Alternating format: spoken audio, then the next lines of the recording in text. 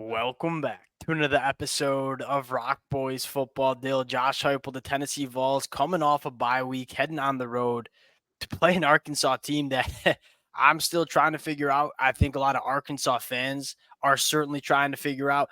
That being said, this team's must-watch TV every single week. And you look at Arkansas, although a 3-2 record, you take a look at the two losses that they have on the season, Oklahoma State, Texas A&M. They combined outgained both of those teams by over 300 yards. This is an Arkansas team that can be dangerous. Now, they're going up against a Tennessee Vols team that I think is one of, if not the best team in the country, certainly playing like that through the first four games. Want to take a look at, a few matchups to really look into. Obviously, a few players that the boys have their eyes on. Now, before we get into it, as always, just want to say thank you to you guys. The amount of support for these game preview prediction episodes been amazing. Can't thank you guys enough. If y'all do enjoy the content, consider subscribing to the channel. Much more importantly, and let it fly in the comments section. This is the best part about doing it, hearing from you guys talking ball. Dill, without further ado, I want to get into the matchup that I think intrigues me the most. This Arkansas offense with a quarterback in Taylen Green that, although a roller coaster of a ride, inconsistent at times, can certainly make a lot of things happen, going up against the Tennessee front seven that I think is one of the more dominant units in all of college football, but particularly like the speed of the linebackers, I can see giving Arkansas a lot of problems in this football game. And I think the issue is, like, you kind of see Arkansas's offensive line probably will really struggle all game to deal with this defensive line. They struggled with Texas A&M.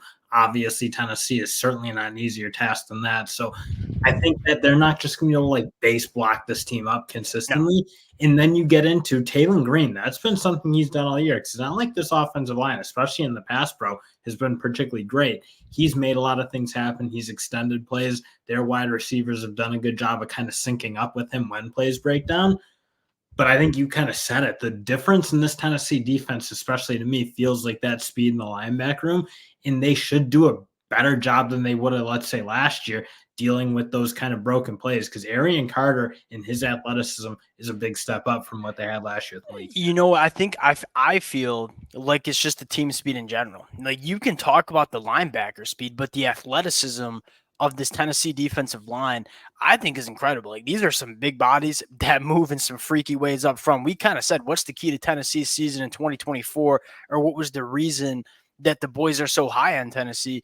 They look like an elite front seven in the SEC. They play like an elite. Like, from a physicality standpoint, you take one look at them, watch them play one snap, and say, yeah, that group is special. They move a little bit differently. I feel like Taylen Green against a team like Auburn that doesn't quite have the athletes that a team like Tennessee does, maybe was able to find some success. I do think with how athletic this front seven is for Tennessee, that could give them some problems. Now, I think one of the more fascinating conversations about this Arkansas offense is, they want to run the football. 53% of the time they're running the football. Really going to be hard to run against Tennessee. Take a look at their numbers. 1.4 yards per carry allowed, number one team in the country in run defense. So I'm guessing you're going to see Arkansas try to push the ball down the field.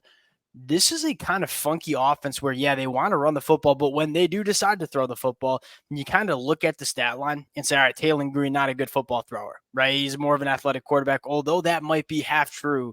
They asked Taylen Green to push the ball down the field. Like, although it's a 53% completion percentage, he's rocking heading into this game. His average depth to target's almost 12 yards down the field.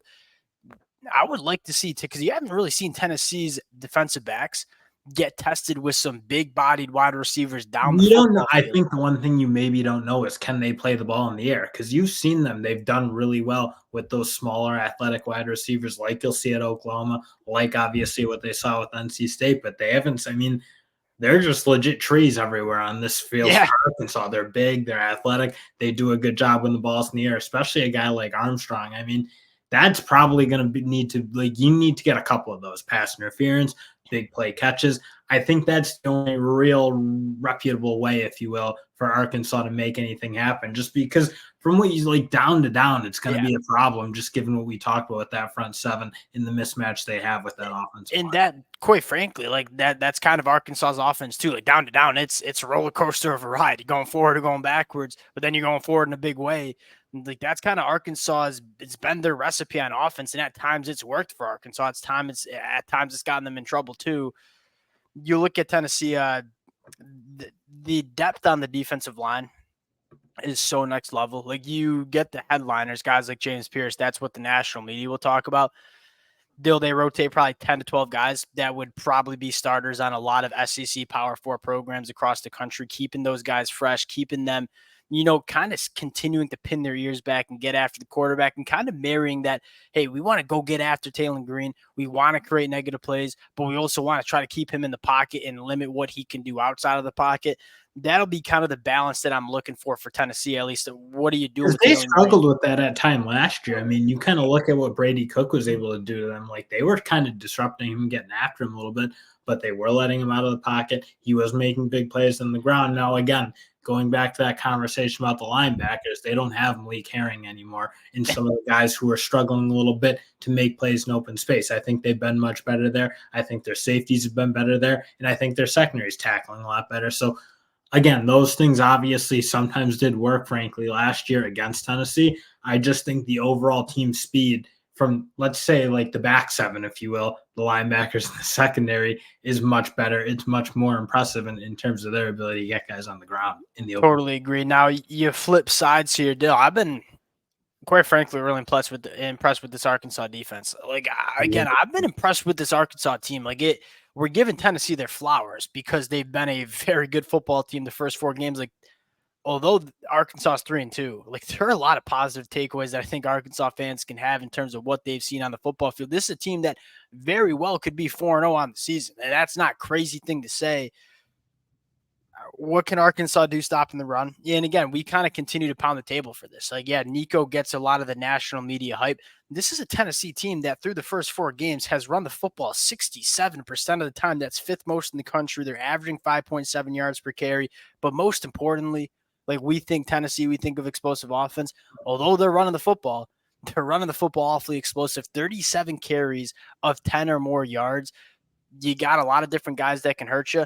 And if you want to put bodies in the box to try to stop what Tennessee's doing in the rushing attack, you got guys like Dante Thornton, Brew McCoy, Brazel that can hurt you pushing the ball vertically down the field. And one thing I think you've liked from what Arkansas has been able to do is I don't think they need to play with an ultra light box, and or I think they can go to a more of a heavy box because their secondary has been really, really good in my mind. That's been one of their bright points. I think their safeties do a really, really good job coming downhill, I should say, in that run support, which is obviously a big part of what you need to do. Now, again, I'm not sure they've seen a passing. I was going to say they might look good against Marcel Reed. But again, you kind of think they have to stop the run first. I think they're pretty tough in the line of scrimmage. I think their linebackers are great. I think that might be the toughest unit on their team. So they're really, really athletic. They're a little bit on the smaller side maybe, but they're really good. I think they can maybe create some negative plays, and that's got to be their hope. And then try to take the ball away because that's been something they've really been doing a pretty decent job. Yeah, I'm just kind of interested to see what they choose. Like Tennessee's just going to make you choose. Like you want to play 2 eye safeties, and I think one of the biggest storylines that nobody talked about after Tennessee went on the road and beat Oklahoma and Norman, you were playing with 2 backup tackles. Like Lance Hurd and John Campbell probably going to be back in this football game, which is a massive storyline for Tennessee, especially going on the road playing Arkansas. It's going to be a rowdy environment for a top 5 team coming into town. Having both your tackles back, or at least we expect them to be back, that's massive, especially Lance Hurd. Like what he does, not only in pass protection, but in the run game, it's some next level stuff. I'm kind of interested to see what Tennessee chooses, what Arkansas chooses in terms of, are we going to give a heavy box and leave our defensive backs on islands, or are we going to play 2 eye safety and try to stop the run with a light box? That's the beauty of Tennessee, because you look, they're top 15 rushing attack in the country. They're averaging 10 yards per pass, which is 8th in the country. Whatever you choose, like Tennessee will try to burn you in the opposite way. We'll see what Arkansas goes with. Dill, let's get into the pick here. Tennessee coming on the road, 13.5-point favorites. How are we feeling? I like Tennessee. I would have thought this game line would be closer to 17-20, and it's not much of an anti-Arkansas thing because honestly, Arkansas is better than a lot of teams. I thought they were going to come and be a doormat. I mean, they're a tough team.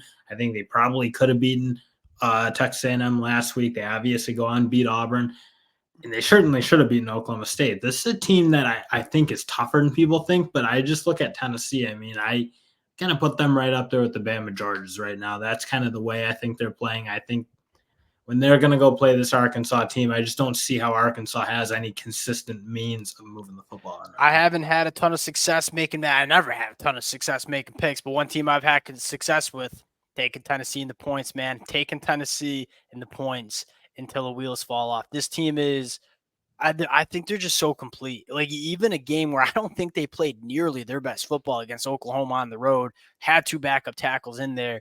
There was still never really a point after the first quarter where I was nervous about that football game. Give me Tennessee in the points here. And again, just like you said, this has nothing to do with me being down in Arkansas. In fact, think I'm quite high on Arkansas after kind of diving into this Arkansas team. It's just this Tennessee team's a wagon. So many different ways they can hurt you with a defense that every time I turn it on, Dill, it's just so dominant. Both taking Tennessee. We'll close it out there. Appreciate you guys rocking with it. If y'all do enjoy the content, consider subscribing to the channel, and we'll talk to y'all later.